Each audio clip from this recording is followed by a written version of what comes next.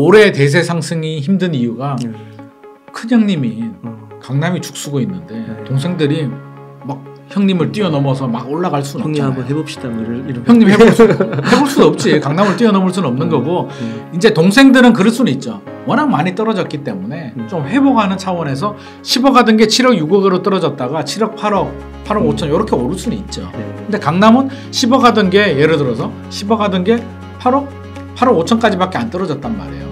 근데 여기서 다시 올라가지고 10억을 뚫는다? 그건 현실적으로 어렵다는 거죠. 물론 강남에 10억짜리가 없겠지만 예를 들자면 그렇다는 거죠. 소장님께서도 네. 그 전세가율을 네. 좀 지표를 좀 중요시하게 보시나요? 지표도 중요하기도 하고요. 네. 전세가 중요하죠. 그러니까 전세가 중요하니까 전세 가율을 따지는 건데 전세 가율에 너무 또 함몰해버리면 왜냐하면 전세 가율이 지방 같은 경우는 또 굉장히 높거든요. 그럼 바라보는 관점이 다른 거죠. 지방이 중소도시들이 전세 가율이 막 90% 막 넘는 아파트들이 있다는 얘기는 그게 막 투자 가치가 좋아서 그런 게 아니고 굳이 살 필요가 없는 거예요. 네. 굳이 전세로 살아도 되는데 그렇지. 오르지도 않는 집을 왜 사? 그러니까 실수요자들은 살긴 살아야 되는데 사서 구매를 해서 거주할 이유는 없는 거죠. 전세를 살면 세금도 안 내도 되고 집값 하락에 대한 고민도 안 하기 때문에 전세 가율이 높은 거고요. 일반적으로 우리 서울이라든지 수도권 시장 같은 경우는 기본적으로 오를 때는 올라가 주잖아요. 그러니까 그 이제 서울 수도권 경우에서 또는 광역시 기준에서 보면 전세 가율이 중요하죠. 그래서 전세 가격이 원래 메커니즘은요.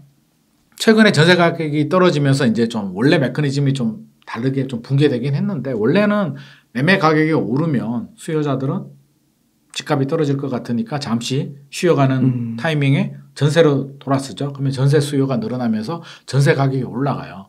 그러면 전세 가격은 매매 가격을 밀어 올리기도 하고요. 떠받쳐주는 버팀목 역할을 해주기 때문에 매매 가격이 이렇게 빨리 떨어지지 않아.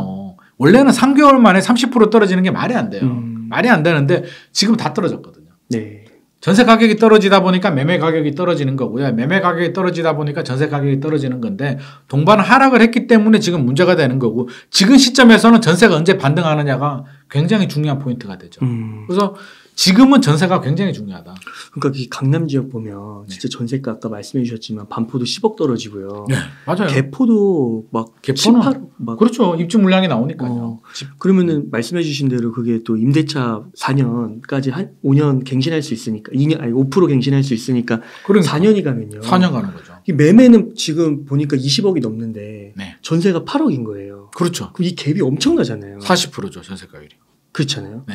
그러니까 이게 너무 많으니까 매매가가 여기서 더 떨어질 가능성이 있지 않을까? 떨어지거나 조금 떨어지더라도 매매 가격이 떨어지는 데는 여러 가지 이유가 있죠. 올라가는 데도 이유가 있겠지만 전세가율이 40% 정도면 뭐 엄청나다고 할 수 보통 40에서 60% 정도거든요. 그 사이 왔다 갔다 하는데 입주 물량이 많기 때문에 어쩔 수는 없어요. 어쩔 수는 없는데 이 전세 가격이 매매 가격이 올라가려면 사실 전세 가격이 좀 따라와줘야 되거든요. 자, 아까 20억 얘기했죠. 전세가 8억인데 이게 25억, 30억을 가야 되는데 예를 들어서 가려고 하는데 전세는 8억이야. 그러면 전세가율이 30% 이하로 떨어지잖아요. 네. 그거는 좀 말이 안 되거든요. 네. 그러니까 올라가는데 발목 잡는 역할은 충분히 할 수는 있죠. 내려가는 거는 제가 볼 때는 지금 어느 정도 떨어졌기 때문에 하방 경직성은 어느 정도 유지가 되는데 40% 정도면 올라가는데 발목 잡을 수는 있겠다. 네. 그래서 금리가 문제가 되고요. 전세가 문제가 되는 게 전세가 이게 쉽게 해결되기가 쉽지 않아요. 또 주인 입장에서 가장 고통스러운 게 제 주변에도 그렇게 하소연하시는 분들이 많은데 집은 안 팔 수 있잖아요. 너가 돈 있는데 나는 지금 투매 패닉 세일 안 하고 싶어. 그러면 버틸 수 있는 거잖아요. 버티면 되는데 전세는 버틸 수가 없어요. 세입자한테 돌려줘야 되니까. 계약 만기가 되고 세입자가 나간다라고 하면 법적으로 안 돌려주면 안 되잖아요. 돌려줘야 되는데 22억에서 12억으로 떨어졌다고 생각해 보세요. 10억을 반환해 줘야 되는데 원래 전세가 원래 받았다가 반환해 줘야 되지만 우리나라에서는 전세 금액이 집값에 녹아 들어가 있잖아요. 안 녹아 들어가면 내가 다른 데 투자를 해버렸고 없는 돈이란 말이에요. 이미 녹아 들어가 있는데 매매 가격도 떨어지고 전세 가격도 떨어지면 이제 생돈으로 내야 되는데 아무리 강남에 아파트 있는 분들도 안 되는 거예요. 현금 10억을 통장에 있는 걸 깨가지고 세입자한테 준다? 그 현실적으로 어렵잖아요. 강남에 있는 부자분들 안 돼요, 그거. 저는 보질 못해가지고 될 것 같아요. 물론 현금이 몇십억 있는 사람들은 그럴 수는 있지. 네. 강남의 이제 자산가와 자본가는 다르잖아요. 자산이 강남에 아파트 두 채 있으면 30억짜리 두 채 있으면 60억 자산가인데 네. 자본은 없단 말이에요. 왜? 대출에 전세 가격이 다 들어가 있고 통장에 현금 흐름은 그렇게 좋지 않아요. 그래서 심한 경우에 축의금 낼 돈이 없다는 분도 제가 봤거든요. 아 진짜요? 강남에 아파트가 두 채가 있는데 축의금 낼 돈이 없는 거지. 대출 이자 내고 전세 끼고 샀기 때문에. 그렇구나. 근데 10억을 어떻게 돌려줘요? 그러니까 안 돌려주면 세입자는 어떻게 해요? 그리고 한 가지 여기서 또 궁금한 게 만약 22억 전세금을 받았어요. 네. 10억을 돌려줘야 되는데 네. 그러니까 그런 경우를 제가 경험해보지 못했으니까 네. 그거를 2년 후에 돌려준다고 생각을 안 하는 건가요? 전세 돌려주는 게 생각 안 하는 게 아니라 원래는 전세 가격이 안 떨어지잖아요. 올라갔잖아요. 그러니까 다른 사람한테 22억을 받아야죠. 원래 나가도 최근엔 전세 가격이 떨어졌고요. 지금까지는 올랐으니까 25억을 받을 수 있었지. 원래대로면 25억 받아서 3억 냅두고 22억 돌려주고 3억은 내가 뭐 대출을 갚든지 다른 데 또 갭 투자를 하든지 이렇게 섰잖아요. 말도 안 되게 전세 가격이 떨어지다 보니까 이게 멘붕이 온 거죠. 이거 뭐지? 그렇구나. 원래 전세 제도의 존재 이유가요. 전세 가격 상승이에요. 전세 가격이 상승하지 않으면 전세의 존재 이유가 없거든요. 전세 제도가 존재할 수가 없어요. 근데 지금 일시적으로 이런 현상이 발생했기 때문에 주인 입장에서는 이제 미치고 환장을 하죠. 근데 세입자들은 내 돈 받아야 되잖아요. 받아서 나가야 되는데 전세가 새로운 세입자가 22억이 안 들어오니까 저 12억 받고 나가고요. 나중에 주세요. 이런 세입자가 어디 있나요? 그렇죠. 없죠. 그러면 내용 증명 보내고 소송하고 맞아요. 경매 넘긴다 그러고 하면 주인 입장에서 또 스트레스 많이 받죠. 그렇죠. 그래서 사게라도 파시는 분들이 나왔어요. 주로 압박을 많이 느끼죠. 가만히 내버려두면 전세 가격만 올라가면 의외로 가격이 이렇게 안 떨어졌을 거예요. 근데 전세가 떨어지다 보니까 매매 가격도 동반 하락한 원인 중에 하나가 전세가 굉장히 중요하죠. 그러면 강남 아파트 가격이 다시 치고 올라가려면 강남은 매매 가격도 많이 떨어지지도 않았어요. 15% 20% 정도. 다른 지역은 30% 이상 떨어졌는데 매매가 많이 떨어지지는 않았는데 전세가 많이 떨어졌잖아요. 그 얘기는 뭘까요? 남들 다 떨어지는데 저는 강남 불펜 믿지 않거든요. 강남이 뭐라고. 오를 때 먼저 오르고 떨어질 때 좀 늦게 떨어지는 거지. 강남이 아무리 수요가 많아도 다 떨어지는데 하락이 지속이 되면 강남이라고 버틸 수는 없을 거거든요. 강남도 떨어져야죠. 떨어지는데 이게 한계가 있는 거죠. 그래서 결국에는 이 전세가 굉장히 중요하다. 근데 지금 강남 같은 경우는 입주 물량도 많다.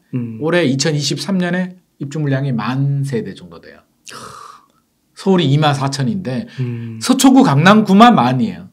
송파구 강동구까지 하면 12,000, 13,000 정도 되기 때문에 부담스럽다.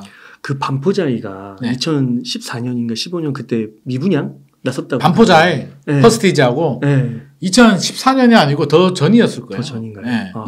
제 기억으로는 일반 분양이 2008년도인가 2009년도 그때 한 거로 알고 있거든요. 그때 그 기억이랑 지금이랑 이렇게 좀 매칭이 되시는 건가요? 그때는 미쳤다고 했죠. 왜? 반포자이하고 레미안 퍼스티지가 이제 같이 이제 했는데 미분양이 났거든요. 그때 일반 분양가가 3.3제곱미터당 평당이죠. 3천만 원에 나왔어요. 지금은 엄청 싼 건데. 지금 생각하면 산데 그때 생각하면 평당 3천만 원이 비싸죠. 그때는 평당 3천이면 얼마인가요? 34평이면 10억이 넘네. 10억 넘죠. 그때 강남에서 제일 좋은 아파트가 그 정도 했으니까.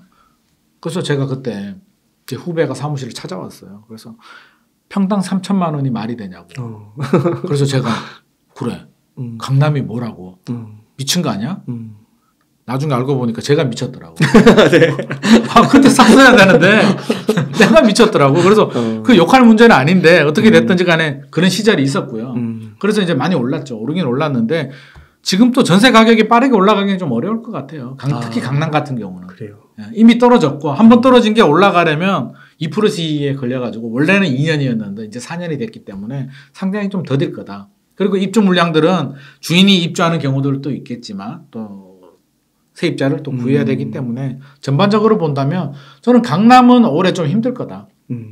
분위기가. 그래서 많이 떨어진 지역 있잖아요. 먼저 떨어진 지역들은 급매물도 소화가 되고 호가도 좀 오르겠지만 강남은 지금 그런 분위기는 아닌 것 같아요. 급매물이 소화되는 분위기도 아니고 문의가 있는 것도 아니기 때문에 오히려 강남은 올해 거래가 더 안 될 것 같습니다. 그러니까 강남이 어려우면 보통 강남빨로 시작해서 서울의 다른 지역이 어렵다고 하잖아요. 그렇죠. 그래서 또 하나의 이유가 올해 대세 상승이 힘든 이유가 큰형님이 강남이 죽쓰고 있는데 동생들이 막 형님을 뛰어넘어서 막 올라갈 수는 형님 없잖아요. 한번 해봅시다. 뭐 이런 형님 해볼 수 없지. 강남을 뛰어넘을 수는 없는 거고 이제 동생들은 그럴 수는 있죠. 워낙 많이 떨어졌기 때문에 좀 회복하는 차원에서 10억 하던 게 7억 6억으로 떨어졌다가 7억 8억 5천 이렇게 오를 수는 있죠. 네. 근데 강남은 10억 하던 게 예를 들어서 10억 하던 게 8억 5천까지밖에 안 떨어졌단 말이에요.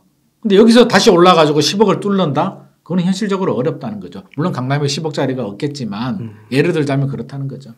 그러니까 그게 또 강남은 어렵지만 또 한편으로 강남 입성을 노리시는 분들은 또 있죠. 기회를 또 잡을 수도 있겠네요. 있죠. 그래서 송파구 아파트를 팔고 그래서 입주 물량이 많았잖아요. 네. 송파구에 아마 금매물 나온 게 아마 그런 매물이라고 저는 정리해서. 생각을 해요. 왜? 송파구 아파트를 팔아야 개포나 원베일리나 이쪽 들어갈 수 있으니까. 그렇구나. 또 분양 받으신 분들도 있고요. 들어가려고 생각하시는 분들. 또 전세도 마찬가지예요. 그러니까 지금 팔아놓고 1, 2년 있다가 딱 들어갈 수 있다라는 거죠. 빨리 안 팔리니까 미리 팔고 그렇구나. 올해 입주니까 작년에 헬리오시티도 많이 떨어졌고요. 전세도 마찬가지예요.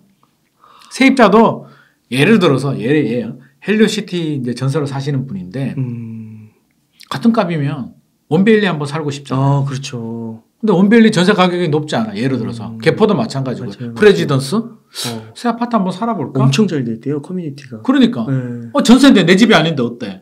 근데 이 집을 빼야 이쪽으로 갈 수 있잖아요. 그러네요. 그래서 빼는 경우들이 많고 우리 2+2 계약갱신 청구 같은 경우는 묵시적 갱신하고 똑같잖아요. 계약갱신을 했으면 계약갱신 기간 중에 세입자가 계약 해지를 요구할 수 있잖아요. 그러면 3개월 후에 집주인은 반환을 해줘야 된단 말이에요. 법적으로. 그러니까 예를 들어서 올해 1월에 계약갱신 청구를 했어요. 네. 그러면 2년 후까지 2년 동안 살 수 있잖아요. 네. 그러니까 주인은 마음 놓고 있는데 갑자기 세입자가 연락 와요. 빼고 싶다고. 네. 내 전세금 줘요. 3개월 후에. 법이 그렇대요. 집주인은 날벼락을 맞죠. 네. 2년 후는 좀 나아질 거라고 생각했는데 갑자기 돌려달래. 지금 전세 가격 떨어졌는데. 그래서 분쟁 생기는 경우들이 굉장히 많거든요. 네. 그래서 이런 게 전반적으로 집값 하락에 영향을 줬고 전세 가격 하락에도 영향을 줬습니다. 그러니까 이게 오늘 딱 소장님 말씀 들으면서 제가 헬리오나 뭐 잠실이나 이쪽에서 매매가 많이 발생하잖아요. 네네. 아무래도 대규모 단지라서 그런 것도 있어서 보니까 막 손절하시는 분도 있고 이런데 그게 단순히 뭐 이렇게 손절하는 느낌도 물론 그런 분도 있겠지만 정말 상급지로 가기 위해서 준비하시는 그렇죠. 단계로서도 준비하시는 분들도 있고 전세 때문에 팔아야 되는 분들도 있는 있고 거고. 여러 가지 이유도 있는 거죠. 물량이 하나도 없으면 가만히 정체되어 있을 수도 있는데 지금 뭔가 강남 쪽에 많은 변화가 있잖아요. 네. 입주 물량도 나오고 또 전세도 맞춰야 되고 뭐 하기 때문에 그게 연동이 돼서 그쪽 그리고 상급지잖아요. 네, 상급지. 그러니까 상급지로 갈아타기 위해서는 상급지를 저렴하게 살 수 있으면 내 집을 같은 4억이면 그렇죠, 그렇죠. 충분히 결단을 내릴 수 있는 거죠. 그 말은 또 이제 잠실을 노리시는 분들은 그 다른 그럼요. 지역에서 또 그렇게 전략을 쓸 수도 있는 거고. 그래서 송파구가 생각보다 서초구, 강남구, 송파구, 잠실 3구인데 송파구만 많이 떨어졌거든요. 서초구, 강남구는 15% 정도, 강남 2구에 들어가려고 하는 20% 정도 떨어졌고요. 물론 뭐 재건축 아파트는 좀 더 떨어졌겠지만 송파구가 상대적으로 많이 떨어진 거는 사실 3구기 때문에 상급지가 서초구, 강남구기 때문에 좀 먼저 떨어졌다라고 보여지고요. 서초구, 강남구가 영원히 안 떨어진다라고 보지는 않습니다. 네.